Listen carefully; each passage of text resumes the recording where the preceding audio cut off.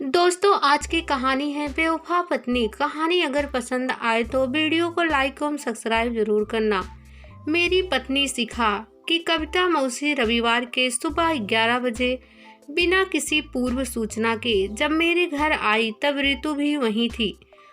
उन दोनों का परिचय कराते हुए मैं कुछ घबरा उठा था। 2 मिनट ऋतु से बातें करके जब वह पानी पीने के लिए रसोई की तरफ चली तो मैं भी उनके पीछे हो लिया। शिखा कहाँ गई है?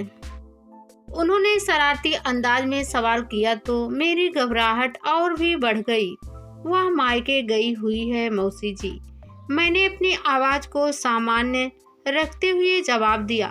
रहने के लिए? हाँ मौसी जी। कब लौटेगी? अगले रविवार को। बालक, शिखा के पीछे यह कैसा चक्कर चला रहे हो? यह ऋतु कौन है?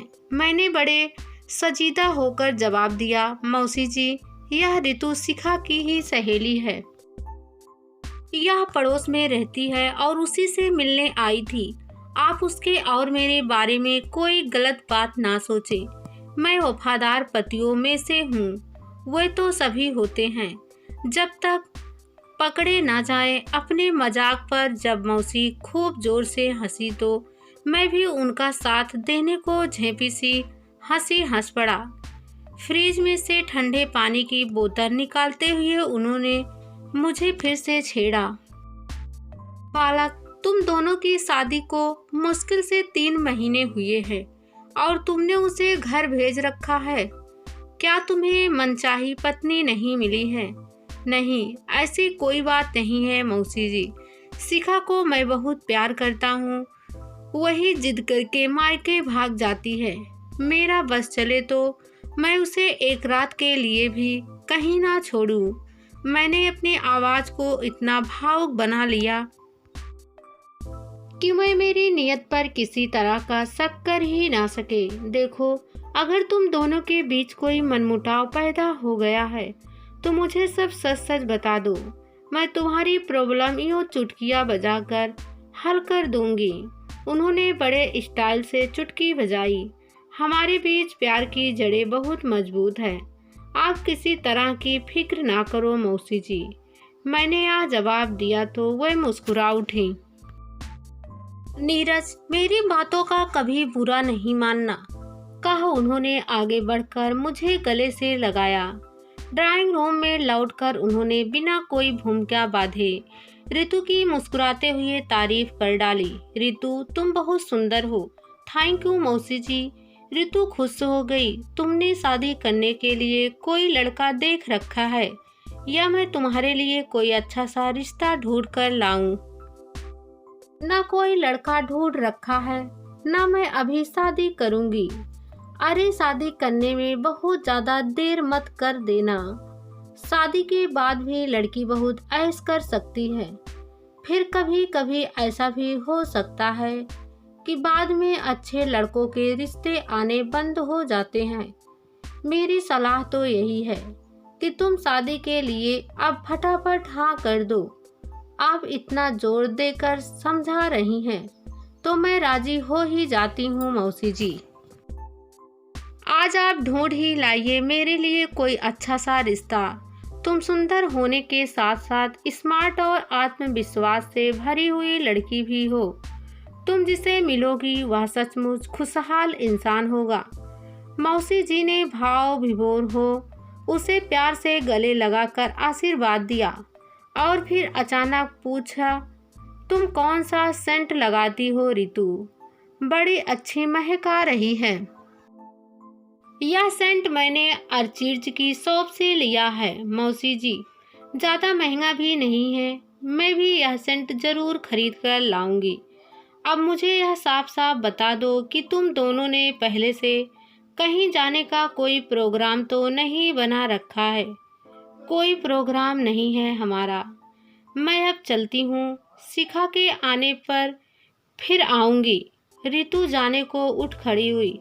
मैंने उसे रोकने की कोई कोशिश नहीं करी तो वह मौसी जी को नमस्ते कर अपने घर चली गई। उसके जाते ही मौसी जी ने मुझे फिर छेड़ा। मुझे ऐसा क्यों लग रहा है कि मैंने बिना बताए यहाँ आकर रंग में भंग डाल दिया है। मौसी जी, आप भी बस बेकार में मुझ पर शक किए जा रही हो। शिखा के सामने ऐसा कोई मजाक मत कर देना, नहीं तो वह बेकार ही मुझ पर शक करने लग जाएगी। मैं कुछ नाराज हो उठा था। तुम टेंशन मत लो, क्योंकि मेरी मजाक करने की आदत से वह भली भांति परिचित है। बालक, अच्छा, अब तुम मेरे साथ चलने के लिए जल्दी से तैयार हो जाओ। हमें जाना कहाँ है मौसी जी? मैं आज तुम्हारी मुलाकात बड़े खास इंसान से करवाने जा रही हूँ। वह रहस्यमयी अंदाज में मुस्कुरा उठी थी। कौन है यह इंसान मौसी जी? क्या तुम्हें पता है कि मैंने तुम्हारे मौसी जी से दूसरी शादी करी है? आप मुझसे मजाक मत करो। मैं चौंक पड़ा। अरे, मैं सच बता रही हूँ। अपनी पहली शादी के 6 महीने बाद ही मैंने अपने पहले पति राजीव से तलाक लेने का मन बना लिया था। क्यों, कारण बाद में बताऊंगी। हम उन्हीं से मिलने चल रहे हैं। आप उनसे मिलती रहती हैं? हाँ, आज के दिन तो जरूर ही मैं उनसे मिलने जाती हूँ, क्योंकि आज उनका जन्मदिन है। तलाक होने के बावजूद उनसे आपने अपने संबंध पूरी तरह से खत्म नहीं किए। करेक्ट। बस यह और समझा दो कि आप मुझे उनसे क्यों मिलाने ले चल रही हैं। अरे, अपने भूतपूर्व पति से अकेले मिलने जाना क्या मेरे लिए समझदारी की बात होगी? पता नहीं शराब पीकर मारपीट करने का शौकीन वह बंदा किस मूड में हो। अपनी हिफाजत के लिए मैं तुम्हें साथ ले जा रही हूँ। बालक, इसका मतलब यह हुआ कि उनकी शराब पीकर मारपीट करने की आदत के कारण आपने उन्हें तलाक दिया था। यह नंबर 2 पर आने वाला महत्वपूर्ण कारण था। और नंबर 1 वाला कारण क्या था? वह कारण तुम्हें उनसे मिलाने के बाद बताऊंगी। उन्होंने इस विषय पर आगे कोई चर्चा न करते हुए मुझे तैयार हो जाने के लिए बेडरूम की तरफ ढकेल दिया। घंटे भर बाद घंटी बजाए जाने पर मौसी जी के पहले पति राजीव के घर का दरवाजा उनके पुराने नौकर रामदीन ने खोला। वह मौसी जी को पहचानता था। मैंने नोट किया कि वह उन्हें देखकर खुश नहीं हुआ। मौसी जी उससे कोई बात किए बिना ड्राइंग रूम की तरफ बढ़ गईं। Happy birthday. मौसी जी ने जब अपने भूतपूर्व पति को विश किया तो वह जबरदस्ती वाले अंदाज में मुस्कुराए। थैंक यू कप्ता। वैसे मेरी समझ में नहीं आता है कि तुम हर साल यहाँ आकर मुझे विश करने का कष्ट क्यों उठाती हो। उन्होंने मौसी को ताना सा मारा। रिलैक्स राजीव, हर साल मैं आ जाती हूँ, क्योंकि मुझे मालूम है कि मेरे अलावा तुम्हें विश करने और कोई नहीं आएगा। मौसी जी ने उनकी बात का बुरा माने बगैर आगे बढ़कर उनसे हाथ मिलाया। यह भी तुम ठीक कह रही है। यह कौन है? उन्होंने मेरे बारे में सवाल पूछा। यह नीरज है, मेरी बड़ी बहन अनीता की बेटी शिखा का पति। मौसी जी ने उन्हें मेरा परिचय दिया तो मैंने एक बार फिर से उन्हें हाथ जोड़कर नमस्ते कर दी। उन्होंने मेरे अभिवादन का जवाब सिर हिलाकर दिया और फिर ऊंची आवाज में बोले, रामदीन, इन मेहमानों का मुंह मीठा कराने के लिए फ्रिज में से रसमलाई ले आ। तुम्हें मेरी मनपसंद मिठाई मंगवाना हमेशा याद रहता है। तुमसे जुड़ी यादों को भुलाना आसान नहीं है कप्ता। खुद को नुकसान पहुंचाने वाली मेरी यादों को भुला देते तो आज तुम्हारा घर बसा होता। तुम्हारी जगह कोई दूसरी औरत ले नहीं पाती। मैंने दोबारा अपना घर संसार ऐसे सोच के कारण ही नहीं बसाया कप्ता रानी। मुझे भाव करके शर्मिंदा करने की तुम्हारी कोशिश हमेशा की तरह आज भी बेकार जाएगी राजीव। मौसी जी ने कुछ उदास लहजे में मुस्कुराते हुए जवाब दिया। मैं फिर से कहती हूँ, कि मुझ जैसी बेवफा पत्नी की यादों को दिल में बसाए रखना समझदारी की बात नहीं है। यह छोटी सी बात मैं तुम्हें आज तक नहीं समझा पाई हूँ। इस बात का मुझे सचमुच बहुत अफसोस है। राजीव, मौसी जी ने खुद को बेवफा क्यों कहा था, इसका कारण मैं कतई नहीं समझ सका था। तभी मैंने मौसी जी से धीमी आवाज में सवाल को पूछ डाला, आपने अभी अभी अपने को बेवफा क्यों कहा? नीरज, हमारे बीच जो तलाक हुआ है उसका दूसरे नंबर पर आने वाला महत्वपूर्ण कारण तो मैं तुम्हें पहले ही बता चुकी हूँ। इन्हें दोस्तों के साथ आए दिन शराब पीने की लत थी और मुझे शराब की गंध से भी बहुत ज्यादा नफरत थी। मैं इस कारण इनसे झगड़ा करती तो ये मुझ पर हाथ उठा देते थे। तब मैं रूठकर मायके भाग जाती। ये मुझे जाने देते क्योंकि इन्हें अपने दोस्तों के साथ पीने से रोकने वाला कोई ना रहता। फिर जब मेरी यादें सताने लगती तो मुझे लेने आ जाते। मेरे सामने कभी शराब ना पीने वादा करते तो मैं वापस आ जाती थी, लेकिन इनके वादे झूठे साबित होते। शराब पीने की लत हर बार जीत जाती। हमारा फिर झगड़ा होता और मैं फिर से मायके भाग जाती। यह सिलसिला करीब 3 महीने चला और फिर अमित मेरी जिंदगी में आ गया। अमित कौन? जो आज तुम्हारे मौसा जी हैं। उन्हीं का नाम अमित है नीरज। वह मेरी एक सहेली के बड़े भाई थे। उनकी पत्नी की सड़क दुर्घटना में मौत हो गई थी। उन्होंने जब मेरे दाम्पत्य जीवन की परेशानियों और दुखों को जाना तो बहुत गुस्सा हो उठे। मेरे लिए उनके मन में सहानुभूति के गहरे भाव पैदा हुए। पहले वह मेरे शुभ चिंतक बने, फिर अच्छे दोस्त, और बाद में हमारी दोस्ती प्रेम में बदल गई।